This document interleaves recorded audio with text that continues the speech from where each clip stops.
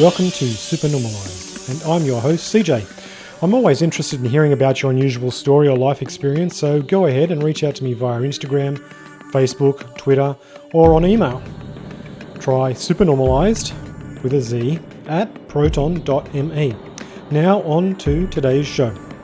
Today on Supernormalized, I have Vivec, whom spontaneously went into deep Kundalini awakening in a Western society, namely Sydney, Australia. He had ongoing ecstatic experiences that made life, at the very least, very challenging. Vivec has come on to discuss his experience, what happened to him, what it was like, how it was eventually managed, and where he is today with all this, plus his recommendations for people undergoing Kundalini experiences. And so today we have on the show Vivec, who has had a Kundalini experience that could be described as almost like a Kundalini overdose. He spontaneously went into deep Kundalini awakening in a Western society in a city, namely Sydney, Australia, and has had ongoing ecstatic experiences that made life, at the very least, very challenging for him.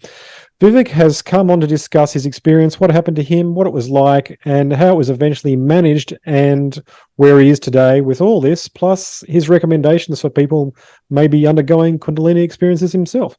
So, welcome to the show, Vivec.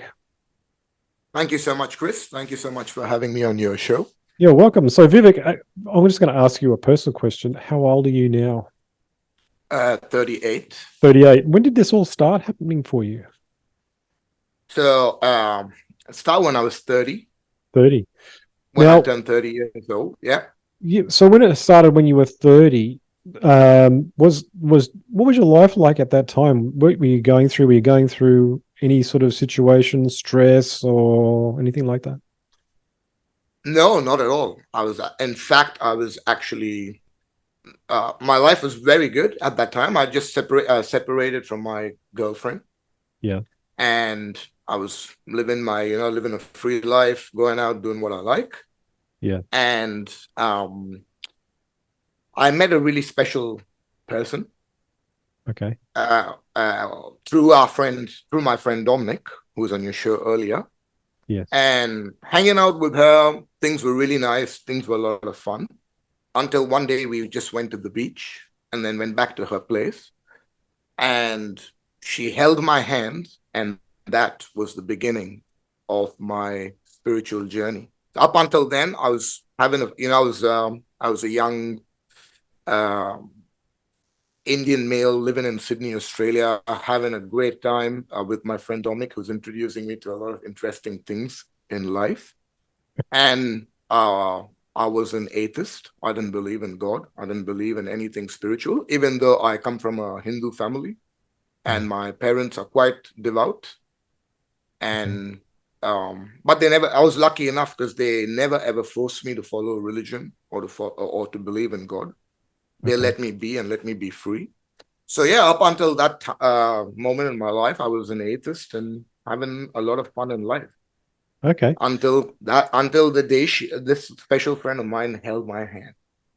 So would you say that when she held your hand, did that start it? Did it trigger it, or what happened there? What was the experience like? Initially, we'd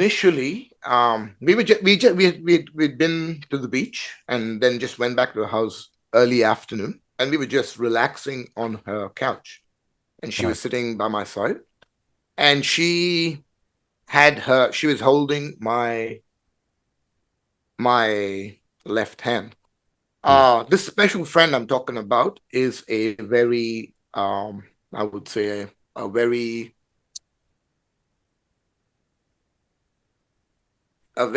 accomplished tantrika, which if many people wouldn't know it, it's somebody, a woman, because it's a tantrika, a woman who has mastered her sexual energy and is able to do wonders in the field of sex through something called tantric sex, which were you aware of that at the time? Yes, I was aware of that she was a tantrika, but I understood it as somebody who is a master of their own sexual energy and the master of sexual arts. Okay. But I never took it as someone who is spiritual. Okay. Because up until that point, as I told you, I wasn't spiritual and had nothing to do with spirituality. Right, right. So she had been trained as a tantrika and was very good at cultivating her energy. Did she intend to trigger you at that time, or is that just random event? Okay, this is a very interesting question. So I'm gonna tell you how it was, and probably it will answer your question. Okay. So we were sitting on the couch, right, just having a Yeah. great time, Yeah. and she held my left hand in her hands, and we were just, I didn't even actually take notice of it, and we were just chatting away and having a nice, relaxed afternoon. Okay. Up until the moment I felt this thunderbolt of energy go through my head and exit through my feet. And I was, sitting completely relaxed with my back against the cushion, with my legs actually bent up onto the coffee table. So completely Right. relaxed. Yeah. And I suddenly felt this jolt of energy go through my body, but I had never experienced anything like it. So I didn't know what to make of it. And once this happened, I the waves of energy suddenly became more prominent, Right. flowing through my head and exiting out through my feet, until up to the point that I actually took notice of it, Right. and I didn't know what was going on. And then I noticed she was holding my hand, and she didn't let go of my hand. It was a very gentle, soft touch, Okay. and And I just kept looking at it, and I just remember now that these waves of energy just got more intense Yeah. through going through my body, Yeah. and this happened for a good 5 minutes, and then I lost control of my legs. My Okay. legs, were like they started shaking on their own accord, like Yeah. really vibrating from side to side. I could not stop my legs even if I wanted to. Yeah. And that's when I started to actually panic and start to think, what is going on? Do I actually need medical attention? But I looked at my friend sitting next to me, and she didn't seem that bothered. So it clearly wasn't something of a medical emergency, according to her. But Right. according to me, I thought, oh my God, what is going on? And as I realized this, I lose control of my breath. Yes. I could not breathe. I could not control my own breathing. And I felt like something was breathing me. I had absolutely no control over it. And that's when I went into a full blown overwhelm and panic mode, because now I was like, all I had all these thoughts running through my head. My mind was trying to come to some logical conclusion to what was happening. Yeah. But I could not stop this physical reaction of my body to this burst of energy that was actually going through my body. And this happened for a good 20 minutes. And of course, my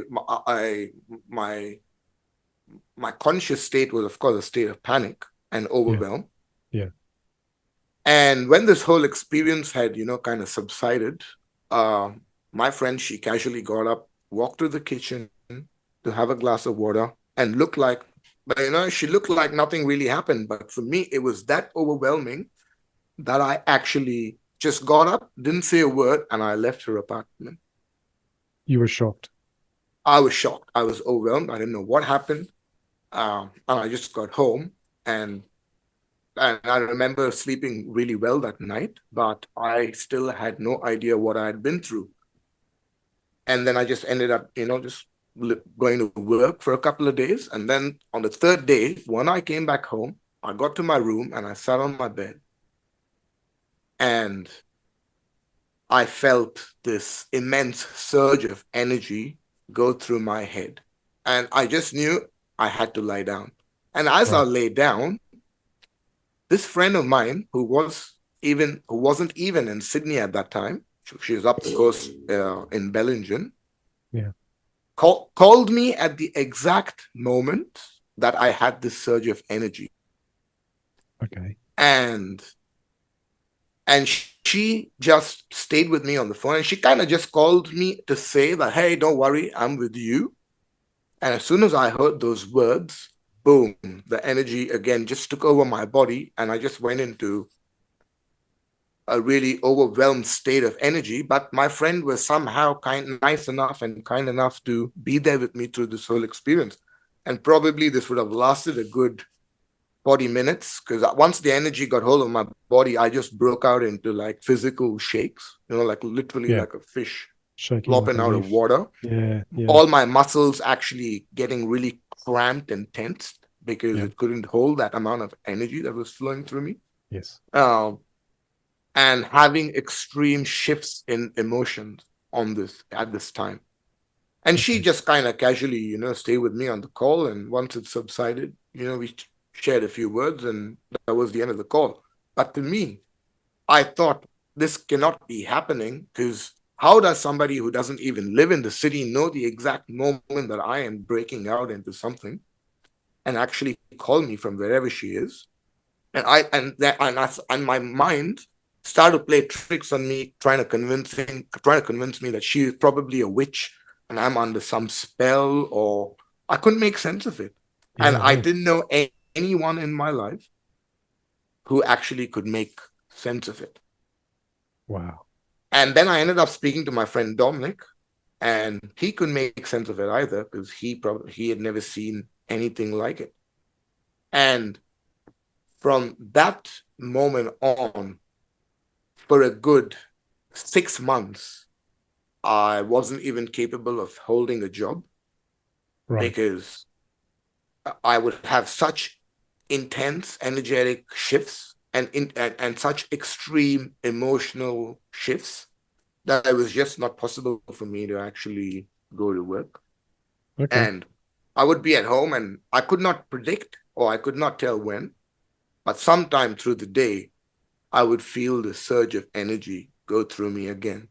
Yes. And all I would have to do is lie down and be prepared for the ride of my life. Every day was a new experience, was a new way of, like discovering things about my own body, about how things work. And it kind of triggered the process of my spiritual journey. Because as I try to make sense of all this Right. that was happening, I try to, and Dominic had a good friend, um, who is a trained shaman in a way, and Yes. he tried to help me. He tried to give me advice, but still nothing made sense to me. And I would break out into, like, as I was telling you before, like extreme emotional states. I would have hours and hours of absolute bliss, so blissed out that if the world would be set on fire, it wouldn't matter. Or Mm. I would immediately shift to an extreme anger state, where Yes. I would be that angry that if I could, I would destroy everything in my sight. So Yes. it was something so new for me, because I didn't even know up until that point that I could have such extreme emotions, or such emotions, or Mm. patterns of thoughts actually existed in my own consciousness. Yeah. It was yeah, it was a very interesting time, but at the same time, it was quite scary. Yes. But at the same time, I had this knowing that things would be okay. And this is the part that never made sense to me. Because Mm. on the outside, on the surface, it felt like my life was falling apart. I could not hold a job. I could not tell when I'm going to get extremely angry. I could not tell when I would break out into, extreme states of sadness, or grief, or happiness, or bliss, or joy. Yes. So, yeah, and all I could do was just lay back and just let the thing do its process. And I didn't know it's even a Kundalini awakening or a rising or anything of that sort. Yeah. Nothing it didn't even exist in my vocabulary. Had you And this ever heard, happened. Sorry, had you heard of anything like this happening to anyone else in your family? never. Never. I could not share these things with my family, because I Ah, come from an Indian family, and I could not yeah. tell my parents, because I'm the only child, and I didn't want to have my parents, You're worried absolutely about you. worried, Yeah, not sure. knowing what's happening to me. So I couldn't share anything with my family. I Yes. couldn't tell any of my friends except Dominic. Mm. So you So felt very alone at the time. absolutely alone, and I felt really stupid, because I could not figure out the answer, even though my life depended on it. So it Wow. was a very interesting phase of my life, a good 6 months. So this I happened would when say you were even about longer. you were 30 years old when this happened. Yeah. Yep. Do you know what a Saturn return is No. astrologically? Sometimes extreme states come for some people during their Saturn return. It's where you get all these life reviews and everything, and it can have lots of energy involved in it as well. I went through one personally that was very long and very torturous. So I understand partially what you Okay. went through, but I didn't go exactly Okay. didn't go through exactly what you went through. It was a different flavor of weird things as well. But yeah, I can understand how alone it can feel. It's very intense and very weird and very strange and can be quite Yep. isolating if you can't explain it to anyone. It's like, Absolutely. and you're sitting and you're sitting there in isolation thinking you're going crazy and you might yeah, have need to have, see a psychiatrist and that's right. get medical help because you can't make sense of it. That's right. Well, the Western medical Neither model could has a no GP. the Western medical models have no idea about this stuff. They don't know what to do with it, and Yeah, yeah, absolutely. yeah. So They yeah, don't even acknowledge the subtle bodies of the human being or that's the right. more subtler That's aspects right. of consciousness. Yeah, So yeah. The last 200 years of medical history has been quite narrow-minded by comparison to the previous 50,000 probably. So, yeah. but, yeah.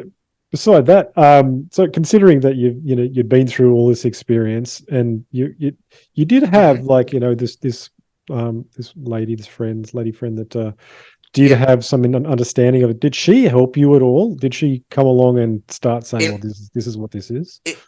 in a big way, she did help me. Not by saying anything to me, but more like by being absolutely present with me She held through the all space my with you. emotional states. Yeah. Absolutely, in a really powerful way, powerful enough to facilitate my unfolding and awakening. Right. Um, and I confronted her many times at a later stage, saying, "Hey, if you've intentionally done something to me, or now's the time to tell me." And she swears that she never had any intention of ever awakening anything within me, or to this day she says it wasn't her intention, or it wasn't something that she chose to do. It Mm. was just something that happened, and both of us had to be in that moment Yeah. together She for just happened this to be to there happen. at the same time, and she, yeah. Well, that's very lucky of you, and obviously the universe had plans, for you. Absolutely. And I like that you told the story, but you also said within all of this, you still felt you had your sense of self, at the center of it all. Yes. And I think Yes. that's the difference Somewhere between, at the back of my mind. Yeah. yeah. Yeah, well, I mean, the difference between crazy and not crazy, it seems defined by um, some parts of the Western medical model is that if you still have that sense of self, you can sit back and look at it and go, well, this is a bit strange, then you're still in the right place. you, you, you are you aren't too bonkers. Maybe I don't know, but But the thing is, at that point in my life, if I was in some way spiritual or, yeah, probably even religious, I yes, would have directly probably correlated my experience to something more divine. But since I was an atheist, yeah, I had no clue, and I did not even have the lightest clue to actually correlate it to something divine and much higher. okay, So I yeah, was still in a state of ignorance, still trying yeah, to figure out what is going on, and yeah, and then after about 7 months of I would say turmoil, because because of my emotional states becoming so extreme, yeah, was turmoil. But at the same time, the lower I fell, the higher I was able to rise in terms of joy and grief. Sorry, in terms of joy and bliss. yeah, right. So it was So very, so it was, yeah, so it was, yeah, extremes of, the opposite end of the spectrum, Yeah. but So very amplified. Yeah. over time, would you say that you got more of a handle of the experience so that it was, even though it was extreme, it was more like you were already quite familiar with this horse? What? Okay, so what happened is, as I started to try and figure out logically what happened to me, Yeah. I came across a lot of things like Shaktipat, which is which is an ancient in the Indian tradition. Shaktipat is one of the ways that a spiritual master transmits spiritual energy to the Right. disciple. Oh, okay. I came across concepts such as this. I came across concepts about the Kundalini. But I never understood it. But yes, of course, I was introduced to the concept of Kundalini through books, and and Yes. slowly over time, I started to make sense. Dominic helped me figure out certain things, and we try to make sense of what was going on. And all these symptoms seemed very similar to what they call a Kundalini syndrome, Right. uh, or at least that's what the books and other sources say. But I didn't know at this time it was a Kundalini syndrome, Oh, and I was trying to make sense of it all, um, up until the point that Dominic went out and he randomly met a bunch of people right. on one of his outings, and he came back and he told me, he's like, "Hey man, you know what? You should go and meet this group of bunch of people I just hung out with. Yeah. I'm not kidding. Yeah, I walked into this room and I thought all those people were on MDMA." Because they were so blissed out and they were so Oh, ecstatic and happy about everything. I that's just awesome. thought this can't be possible. And I thought they were all on really good amphetamines. And then I realized that they don't take any drugs, but this is just their natural state. And Yes. they do something really interesting. They teach people something really interesting called Reiki Tumo. I think you Okay. should go and just hang out with, you should just go and meet these people Reiki, and Reiki tumor people. Okay. rate the Reiki Tumo people. And I just heard them and I said, okay, I'll go meet them. And and eventually, uh, Marissa, this friend of mine, Marissa and me, we ended up going and seeing this mystic, magical group of people. Yes. And that was where I was introduced to my first ever living guru. Oh, His name was Vincent. yes. Vincent Kapatia, and he's no more now. He passed away. Okay. Um, but he was my first true living guru who actually um, balanced out my Kundalini. It was just that my Kundalini energy was so out of control that I was having these experiences. Now, when Yeah. I met him and when I decided to study under him, Yes. it was really easy for him to, kind of cap my energy and stabilize it. Because And by he's seen learning, this before, obviously. yeah, because in this tradition of Reiki Tumo, Yeah. it is still Reiki because they still use source energy to heal. But this source energy is you are given access to this source energy through your own Kundalini. So your Kundalini has to be awakened in order for you to learn Reiki Tumo, because Tumo is the Oh. Tibetan word for Kundalini. Oh, okay. Yeah. Right. Right. So the Reiki Tumo is coupled, it's Reiki, but coupled with Tibetan knowledge, Yes. and so where usually they awaken the student's Kundalini anyway. But in Okay. my case, he had to kind of cap it rather than awaken it. Right. When he capped it though, did that stop everything, or did it just turn it down a little bit, like lower the volume so you could still It focus? it it it it really started to stabilize my system. So all Yes. these extreme states that would suddenly come on all Mm. started to subside. Okay. But I would still have uh, very pleasurable sensations. Yes. I must say, at the same time as this the same time when I went and saw my first living guru was the Yes. time when my tantric journey, or my journey into tantric sexuality or sacred sexuality, started to unfold beautifully. simultaneously along with my spiritual awakening. Right. So yeah, so because I was so actively practicing these, teachings, these Yes. sacred sexual teachings. Yes. um you still have to have awareness of your subtle bodies and so on to progress on that path, which Okay. in a way was very supportive of my spiritual journey. And it was very beautiful for me to have shared that with that same special person, where I Right. could share my awakening and my spiritual enhancement and my journey into sacred sexuality. Yeah, excellent. That's excellent. So, would you say you're a spiritual person now because of all this? Yes, Yes. absolutely, without So, a doubt. so you believe in a God. You're no longer atheist. No longer atheist. Okay. What do you believe in? Definitely no longer atheist.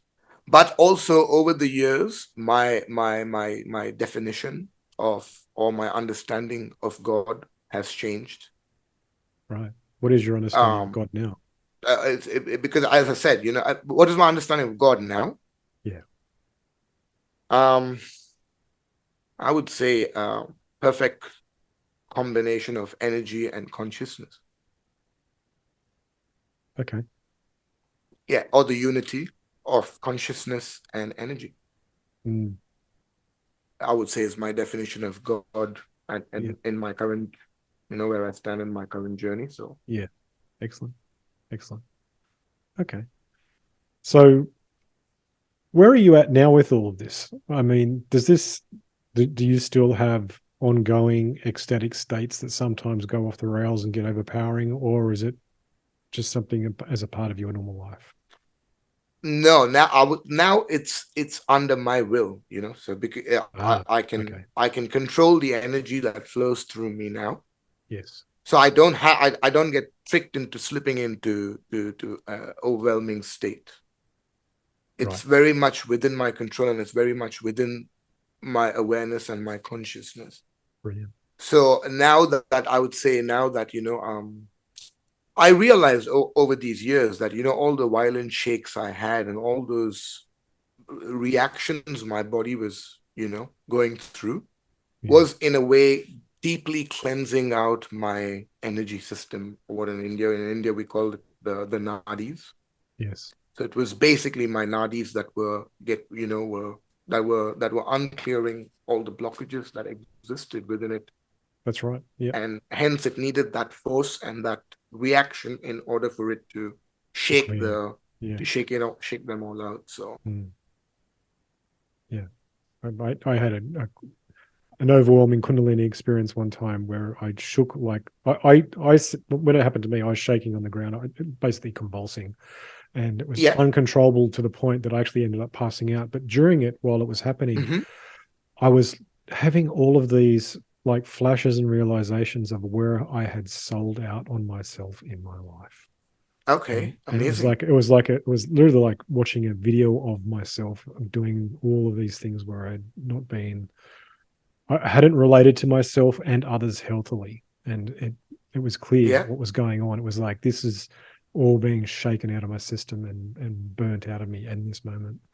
And yeah, I went that's back. amazing that you were able to be aware of what was actually being cleansed out of you. I think it was just luck the way it all worked at the time. Actually, when it happened, I was like, Yes. "Oh my god, is this going to kill me?" I don't know.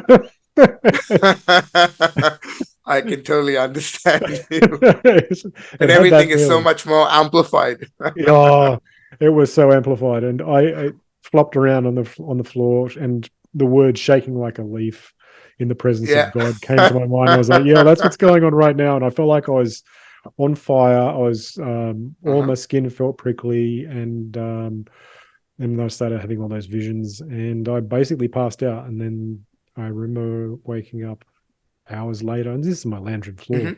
and waking up hours later, and the lights are off, and My girlfriend had gone to bed at the time, and I was like, "Oh, okay."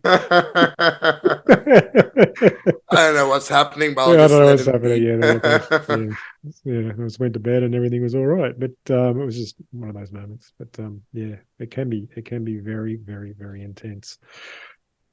So, do you have any practices that you do today that is a part of your just general life practice that came as of doing this or having this happen to you? Do you practice yoga, or you meditation, anything? What do you do? Yes.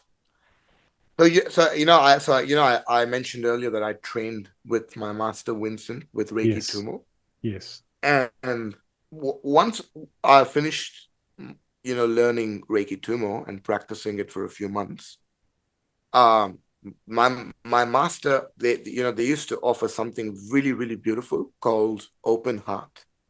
okay, So basically, it's they've got 6 levels of it, and each level deeper than the other.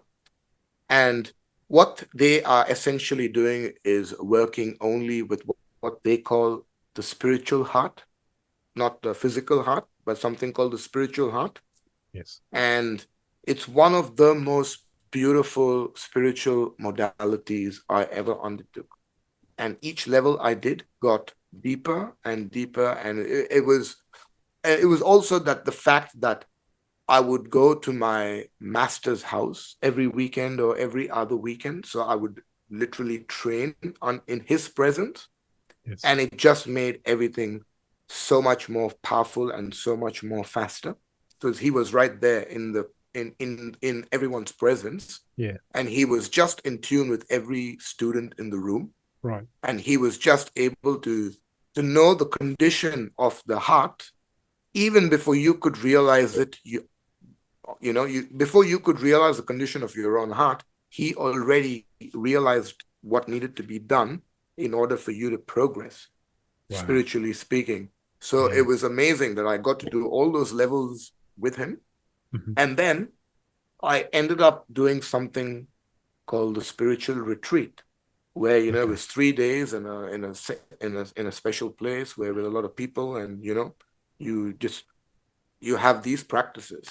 And the end of the spiritual retreat was something what they call a regression.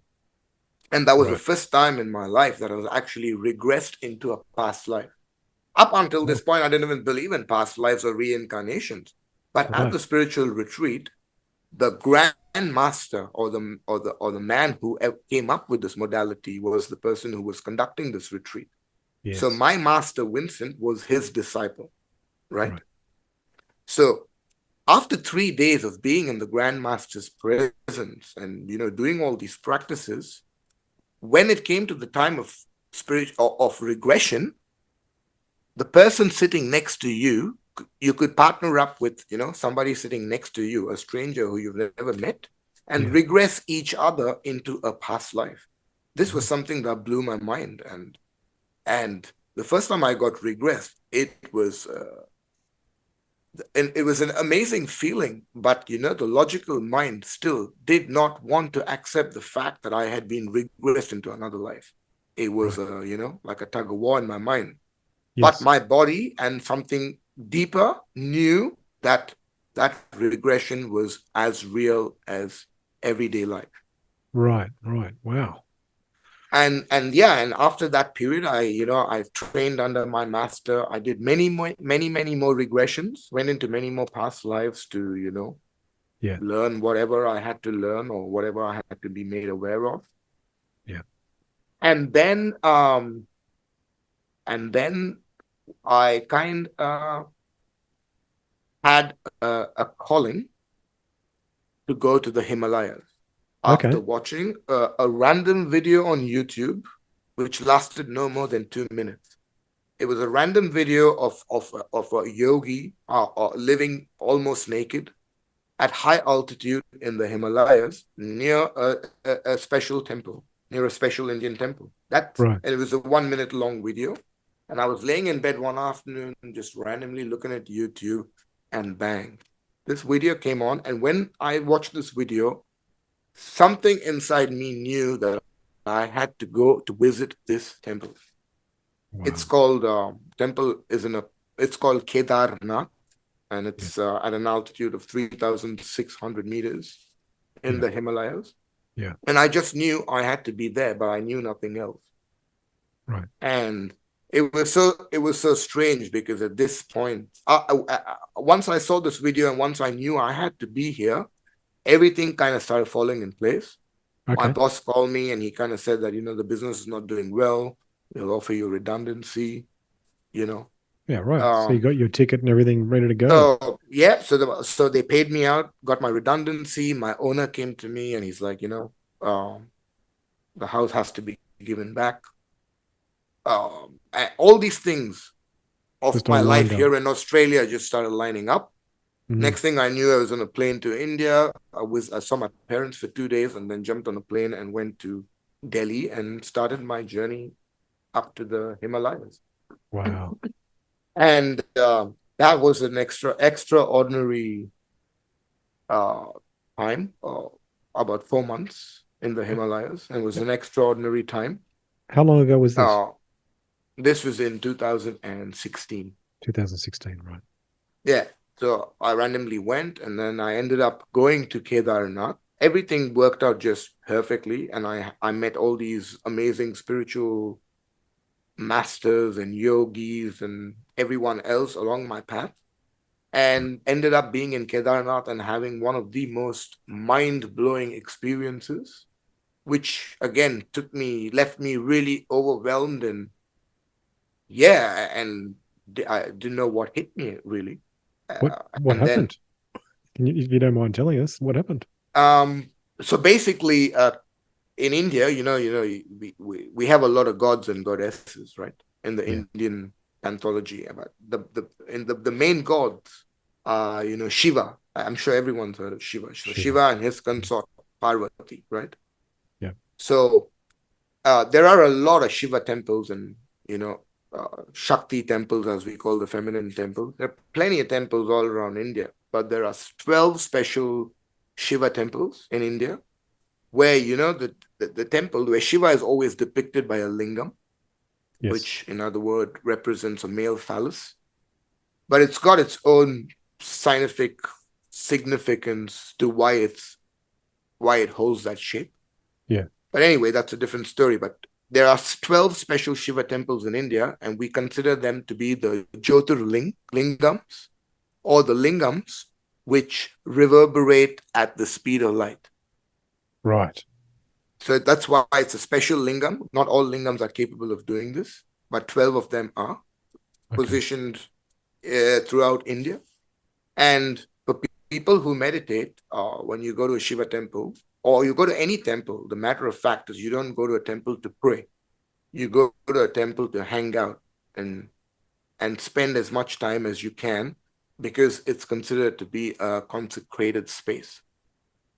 Yes. And the Indians were the masters of building temples and consecrating them. They just didn't build beautiful temples. They perfected the science of consecration, which means they could take something as mundane as a stone and transform it into a divine possibility. That's Mm. what consecration means. So every Yes. temple in India was consecrated by an enlightened master or by certain priests who had accomplishments in their own right, who Yeah. were able to hold a certain form of energy and consciousness and then pour that out as life force into this mundane object, which Yes. then transforms it into something divine. So Hmm. temples were originally built so people could go and sit in a consecrated space because then you know the by the law of physics, your energy, because of the law of entrainment of energy, Yeah. You'd your resonate. you will eventually start to resonate with the Yeah. frequency of the deity in the temple, which Exactly. has its own benefits, right? Yes. Absolutely. Yes.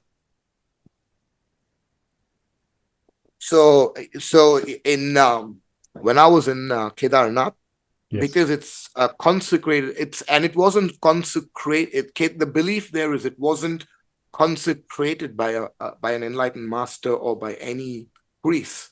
It's what we call in India a swayambhu, which means It just comes out of the earth. No one has Right. created it. No one has consecrated it. It's one of nature's gifts. It just appears out of nowhere. It's like a And spontaneous act of God. yes, and a spot of God which reverberates at the speed of light. So Mm. for everyone, especially in India, who are on a spiritual path, Yeah. you want to spend as much time as you can in the presence of a Jyotirling. Mm. But because there are only 12 temples and there are so many people who go to these temples, you never really have the chance to sit in front of it for a long time, because you've got to keep moving along the queue so the person behind you also gets to see it. Yes. But in Kedarnath, I was lucky enough because it was what they call the closing of the season, because when it starts to snow, nobody's allowed to go up there because it's too dangerous. Yes. So somehow I got there in the last 4 days before they could close Kedarnath. So there were very few people there, and the entire temple was completely open. And that was the first time in my life that I was actually in a temple where there was no priest to control the ritual. Right. There was a priest who did the rituals during certain times of the day, but the rest of the day, the temple was left open and not a single person there. So I could literally put my hands on this lingam, I could clean it, I could wash it, I could hug it, I could spend hours in this in the sanctum sanctorum, and there was nobody there to tell me otherwise. So I Wow. spent as much time as I could there. But on the last day, before I could leave, um, there is a very common and a special mantra used in India. We call it Om Namah Shivaya, or Om it's the Namah mantra Shivaya. attributed to Shiva. Yeah. And when I was in the sanctum sanctorum, deciding to head back down to the plains, from the Himalayas, Yeah. as I was about to leave the temple, uh, there was a person there next to me who was chanting this mantra, Om Namah Shivaya, Om Namah Shivaya. It was like on repeat. He kept Mm. chanting this mantra. Mm. And as I heard this mantra, my experience was so incredible that the right side of my body was vibrating at the speed of light. And the Mm. left side of my body was absolute stillness with no movement whatsoever. It was, in my opinion, it was one of the most special experiences I've had, but I've never had that experience ever again, where Mm. one part of my body was vibrating at the speed of light. But I know it from an intuitive aspect that the rate of vibration was equal to the speed of light, Yeah. not logically. It was a really unique sensation. And Yes. the other half of my body was like completely dead, completely still. And and this immediately triggered an ecstatic state and a state of bliss. And my tears began to flow, and I could not control this flow of tears. And I think I was probably in for about 20 minutes or even 30 minutes of this experience. But this whole experience felt like a minute to me.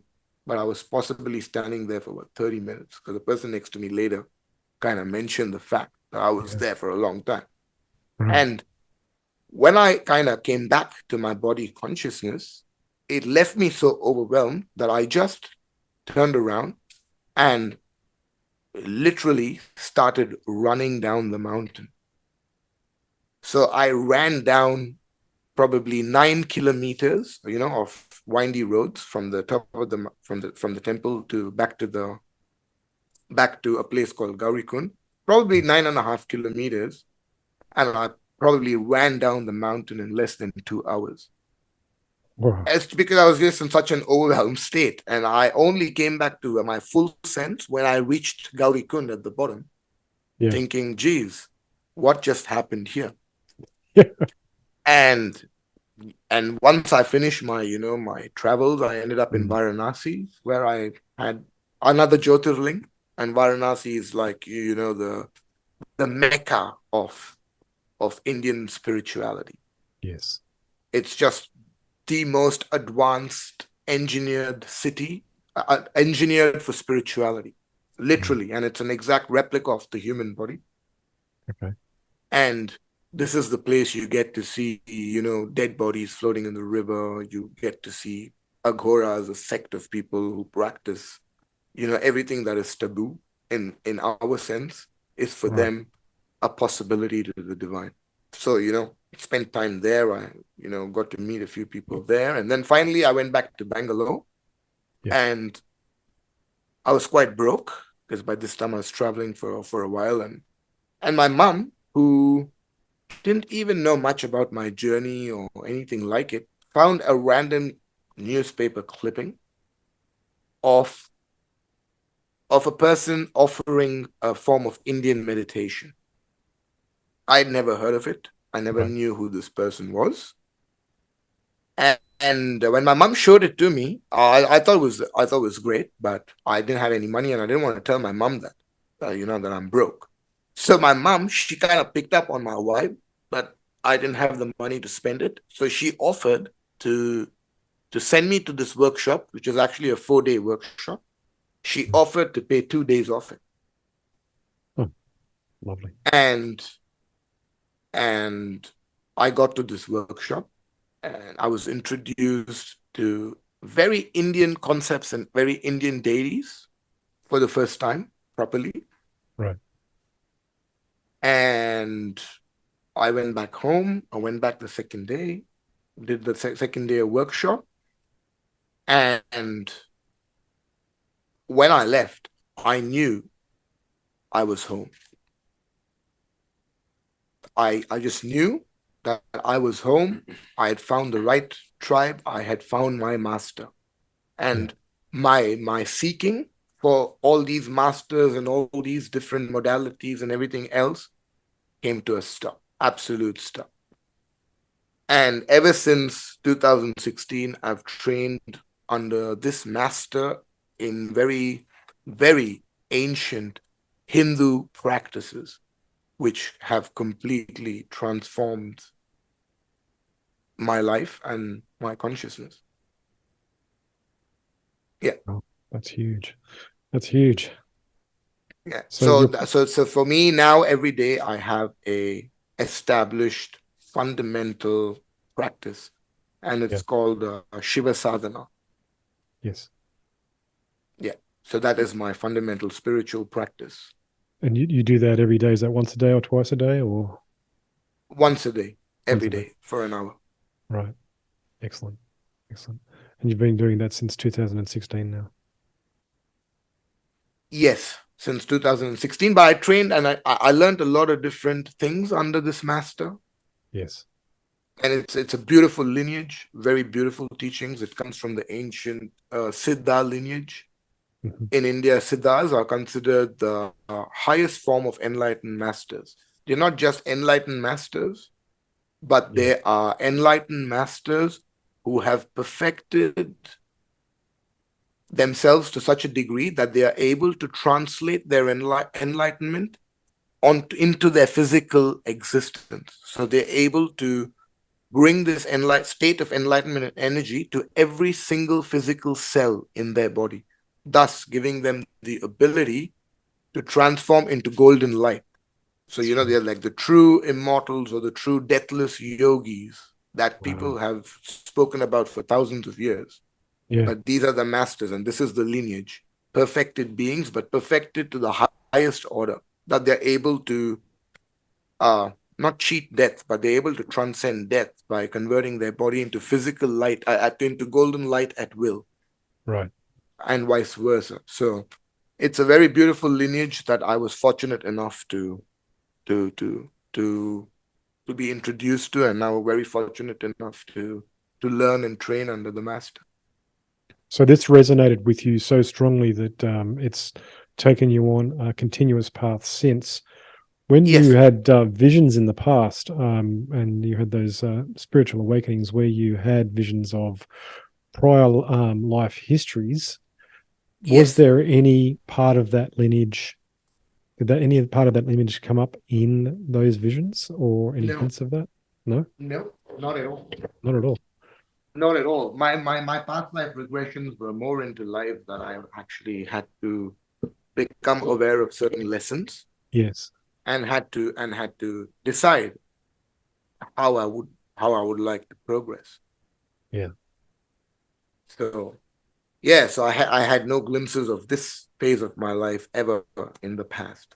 Right. To be honest, I didn't make much of my journey in the beginning. I didn't think it would last as long as it's lasted. No, right. So, do you have any recommendations for people that are going through Kundalini like experiences nowadays? I mean, is there anything, anywhere they should turn, anyone they could speak to? Definitely don't follow things that they see on Facebook. I would definitely recommend them Right. to because Yeah. there's lots of things on Facebook. There's a lot of people who are looking at constant messages talking about Kundalini and what Kundalini is and so Yeah. on and so forth. Right. I would say that is the wrong platform for their guidance. Okay. I would recommend them to either talk to a yoga teacher, because sometimes yoga teachers are quite well versed with these topics if they are Yes. a really good yoga teacher, or even if they would find a Kundalini yoga center close to where they are, because Right. usually that form of yoga really deals with Kundalini and so on. And usually those teachers are trained to handle Kundalini syndromes, or if things get out of hand, they have Yes. the knowledge to be able to balance it out. Mm, Um, exactly.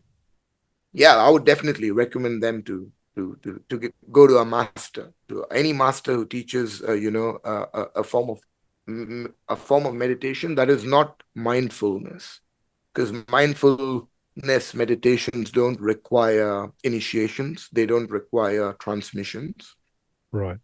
but there are many modalities of meditation that exist out there, which requires a master to spiritually transmit energy and consciousness to the disciple. Right. So, if they would find a master such as this, he will definitely be able to help them if they're having a Kundalini syndrome. Yeah. Right. Right. Because Yeah. the thing with Kundalini syndrome is, I would say I'm very lucky and very fortunate that I had these extreme states, but it physically did not damage me. But the Kundalini energy can be so powerful and so raw that when the energy is awakened and released, Yes. it tries to find the path of least resistance, That's right. unless the sushumna, or the central channel, has been cleansed and opened, allowing this energy to rise up smoothly. If this process has not been done, it's going to find the path of least resistance, Yeah. and it could end up physically damaging the body. That's right. Yeah. Well, I mean, with extreme states, it can cause excessive body heat. I experienced that myself. Skin rashes.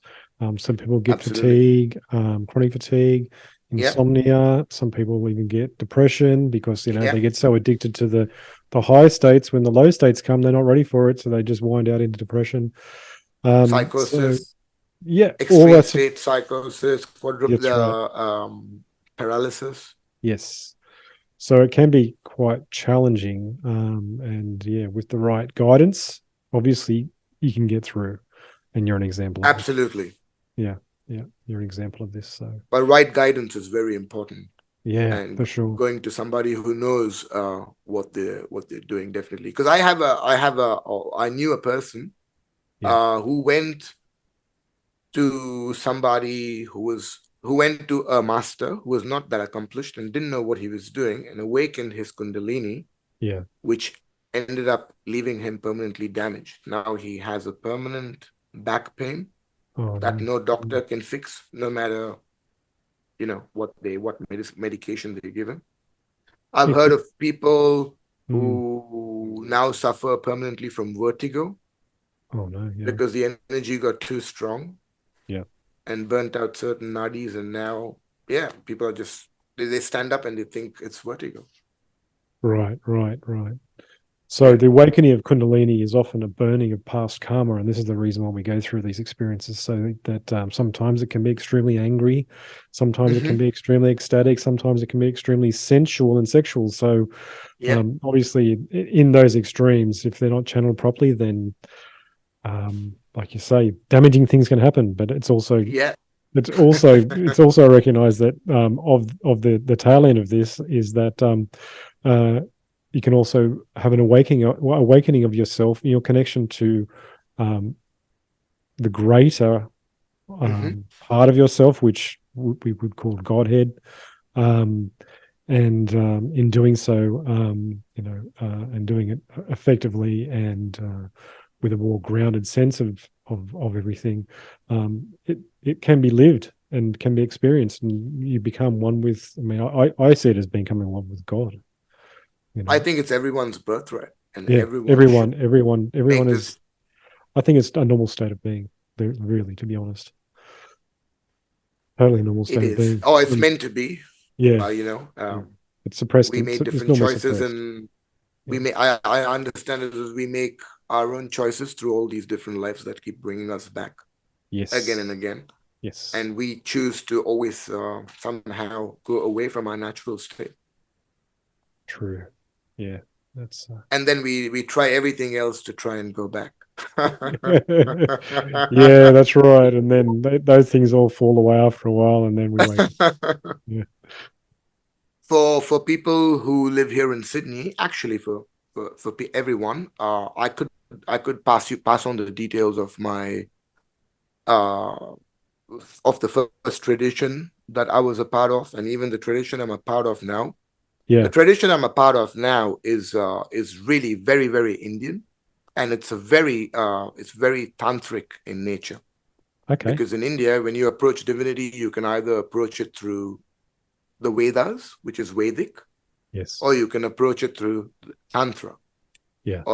And Tantra basically means a technology. That's all it means, right? A Yeah. technology, Technology. Yeah. which employs mantras and yantras, or geometrical representations and sound representations of the divine.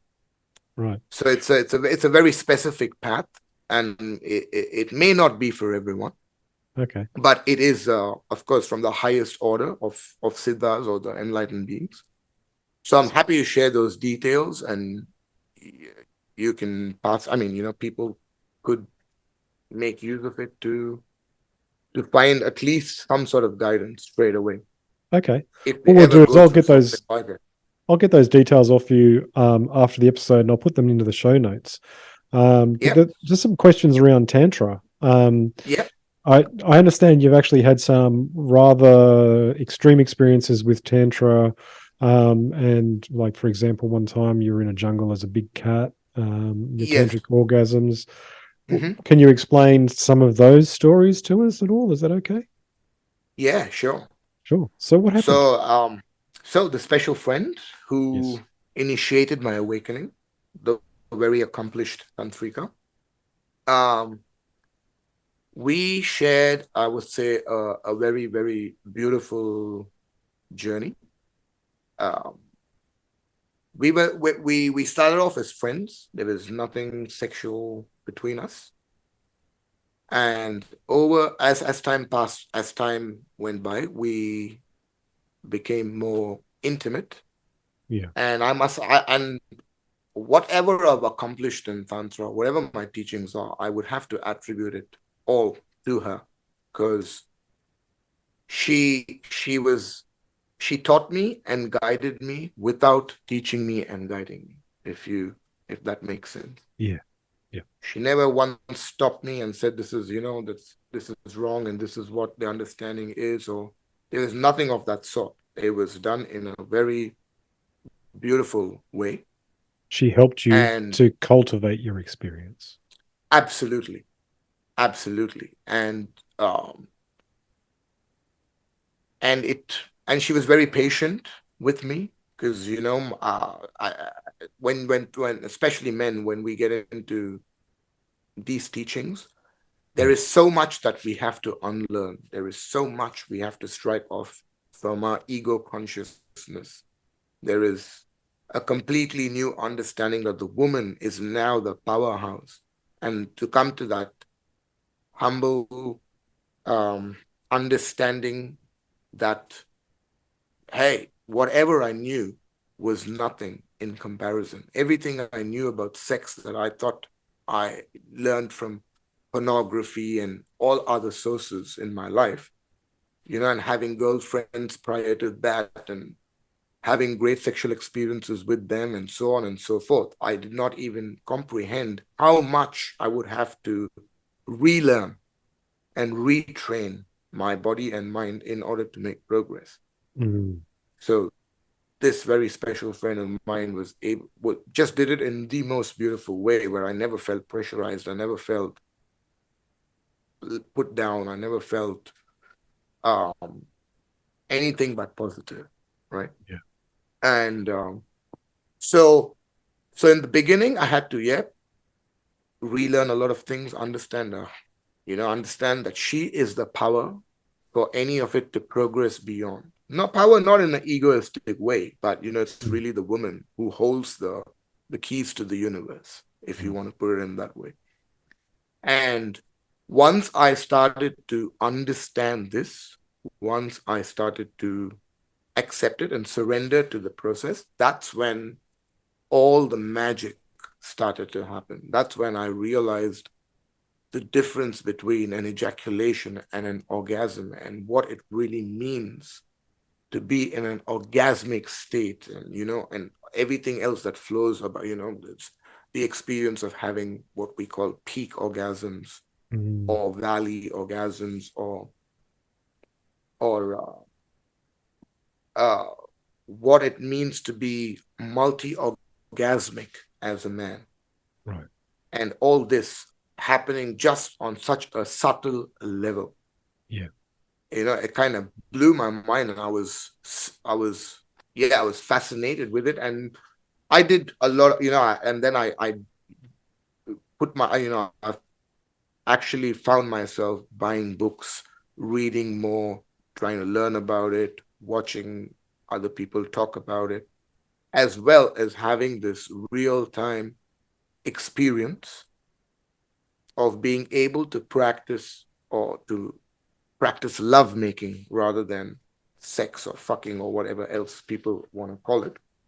Yeah. And as my awareness started to grow of my subtle bodies and my awareness of being able to follow this rise and fall of energy and this movement of energy, um,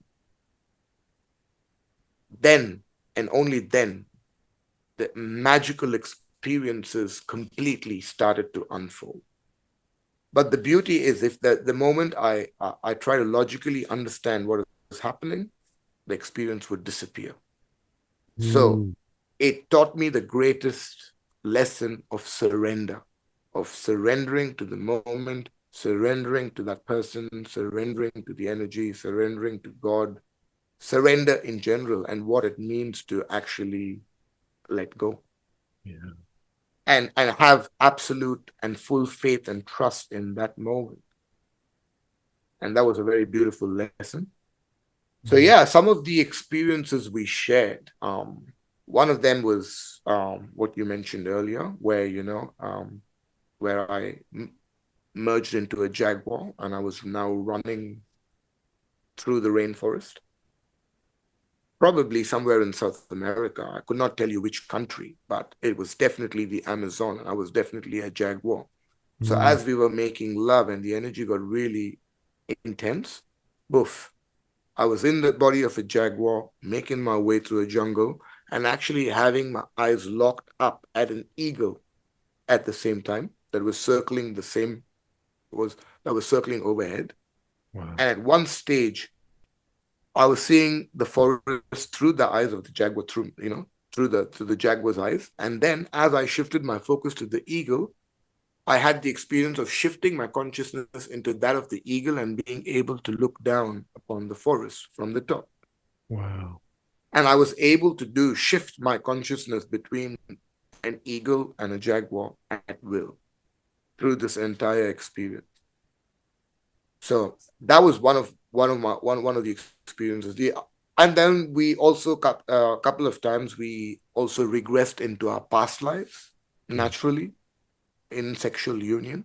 Yes. One of During one of the regressions, we were transported to the 1930s, and we were in a ballroom, in an orgy in a ballroom in the 1930s, Wow.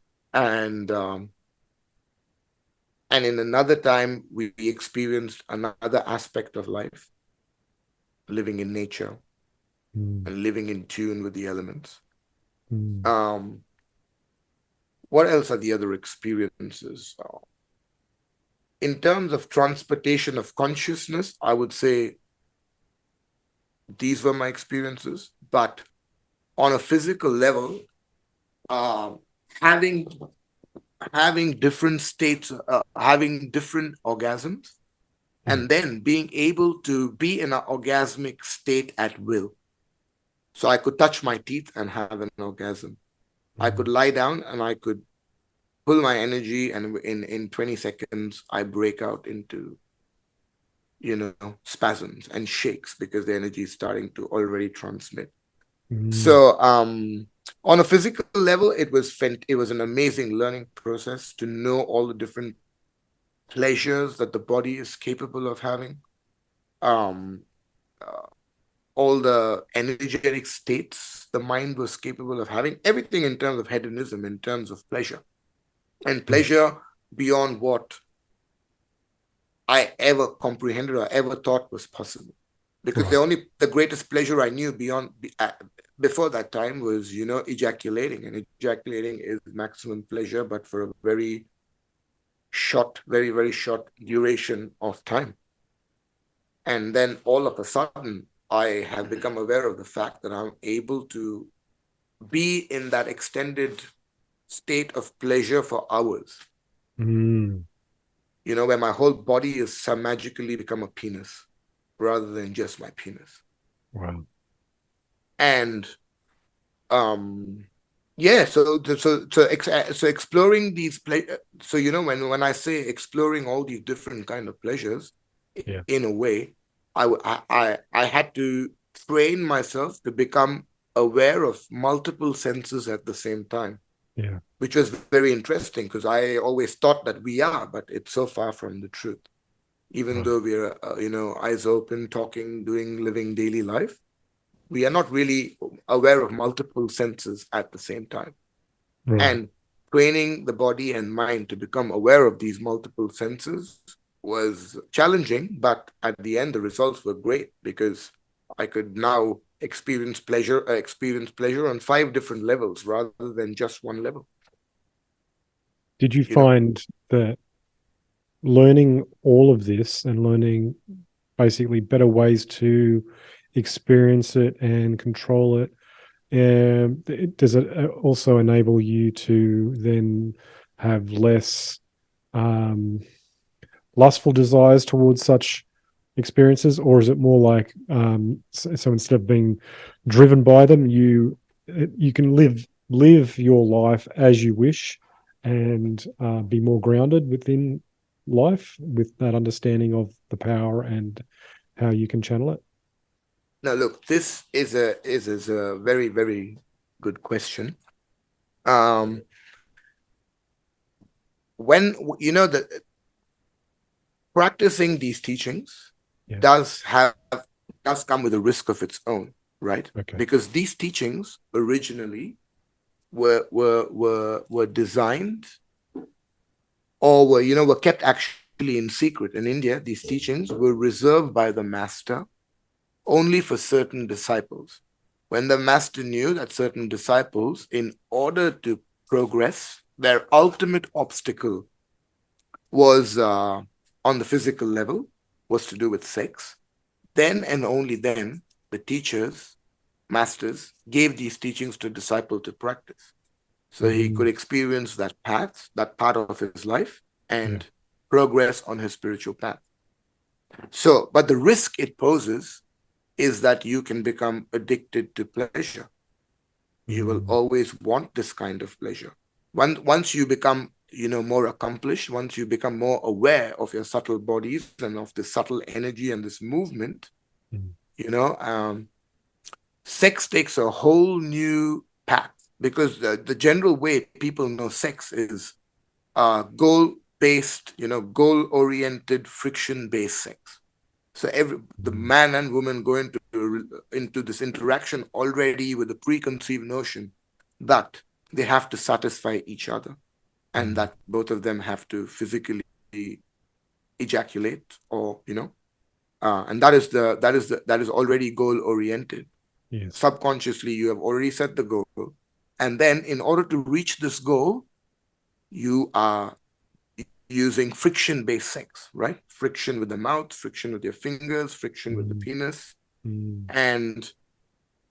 and especially when people watch porn and think that they have to perform like porn stars, it means that for men, that they have to have a very desensitized penis, because only with a desensitized penis do you need that amount of friction to actually generate some form of pleasure. Yeah. So so when you practice these teachings, you go from goal-oriented friction-based sex to non-goal-oriented, non-frictional sex. So, which means both the people in the equation have completely slowed down to the point of stillness. Yeah. There is foreplay, but the foreplay is very energetic. It's not foreplay as what general people know it as, because general foreplay that people know is very quick to arouse. Yes. And then so in tantric foreplay, it is very sensual. It is literally boring for somebody who's maybe a cuckold and who wants to watch. It is probably the most boring thing they're ever going to see, because both the people there have to completely slow down and connect with each other on a deeper level. And when this happens, you have no goal of you wanting to satisfy yourself or the other person, and you do not want friction. So what happens is, you start, as a man, you start to build the sensitivity of your penis again. And you realize, oh my God, you don't really need that much friction in order to experience profound states of pleasure. Yeah. So, because of the stillness, and what happens is, in that stillness, the penis and the vagina have a consciousness of their own, which somehow magically become activated. Yeah. And when I say they have a consciousness of their own, I mean it is a consciousness of their own, and they establish a communication link of their own. It's literally the vagina talks to the penis, and the penis talks to the vagina, like really good friends. So then the vagina is exactly telling the penis what is the depth of the stroke, the force of the stroke, the angle of the stroke. The vagina is literally talking to your penis, telling your penis how to move within it. So all these beautiful things start to happen, when people slow down and actually become present with their body and with their partner's body. And then you become present. First, you become present with the body, then you become present with the energy.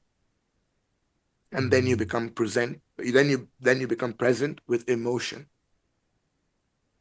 So your presence is also, becoming more subtle but more powerful.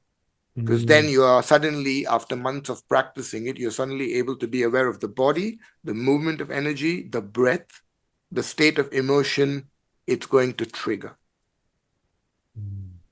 And based on this, there is a dance of the masculine and the feminine, and both people concerned are switching between polarities non-stop. You're switching between your masculine and your feminine, and your partner is switching between her masculine and feminine. Switching between polarities till only one polarity from each partner is established, and then both those polarities merge, and it becomes like a dance. You are absolutely merging and dancing and shifting your polarity based on the other person's need. But it's like almost happening in real time. Wow. But because you're not really aroused and excited, because you're slow, you have that chance and that possibility to really be present and be aware and see this and enjoy this dance that's taking place. Mm. With your ego mind kind of being cut off, and you don't think anymore that you're a man and you have to lead and she's a woman and she has to receive. All those just fall away, and it's just a pure dance of Yeah. energy Yeah. till finally the energies unite. There is finally a mergence of the energy between the two people. And when Mm. this merger happens, well, it's then that you go into these states of regression or other magical dimension suddenly open up Mm. to both Opens people doors. involved. Mm. Yeah. Huge. Wow. That feels like I've been missing out. Well, I'm you should going. start soon. You should I will. get on this path and look into it. And I'm happy to speak to you. You have my number. You can call me Yeah. anytime. I'm always Thanks. happy to share my experience. And Yeah. No. No. That's great. I appreciate everything you've shared with us on the show, and you share with me as well. And I appreciate all that you've talked about here tonight. Uh, it's You've been through some very amazing experiences, and obviously you have a handle on it now in life. And just the way you talk about it, it makes it more understandable for, I think, for myself, how things happen to people and how they can be beneficial as well. Although they do come with the sticker label of be careful as well at the same time, because these states and these understandings are powerful. They're very powerful. Mm. I've been fortunate, as I mentioned earlier. I've been fortunate to have good friends like Dominic support me along my way. Not in the way that he could give me intellectual understanding of it, but he was a great friend. He was there to support me through it. And I think people who go through these experiences, it's very essential to have some sort of a support network, somebody who's there for them, at least like somebody who's Absolutely. there physically, keeping an eye on them, Yeah. making sure that it physically doesn't take a wrong Yes. turn, Exactly. or Exactly. mentally it can trigger certain mental states. And if people are already unstable, Yeah. then it's always good if they have somebody watching over them, so Yeah. that they don't Exactly. end up doing something crazy. For sure. For sure. Very good information there. Thank you so very much for your time, Vivek. I appreciate everything you've talked about and everything you've shared. And in time, we'll talk to you more on the show. It'd be really good to hear more of your experiences. And Yep. yeah, appreciate all that you've shared tonight. Thank you so much. Thank you so much for having me on your show. All right. I Thank look you. forward to talking to you Yeah, again. for sure, Vivek. Thanks very much. Thanks, Chris. All right. Bye. Bye. Thanks for listening today. If you have an experience you'd like to share, please get in contact with me. You can do so via Facebook, via Instagram. Just look for the Supernormalized, which is all one word. Search on those apps to find me. Otherwise, you can send me email direct at supernormalized, which is one word, supernormalized with a Z, at proton.me. If you like the show, please also share the show to your friends and rate it 5 stars on your favorite podcast app. That way other people can find the show, which means they can get to have their experiences normalized. See you next week.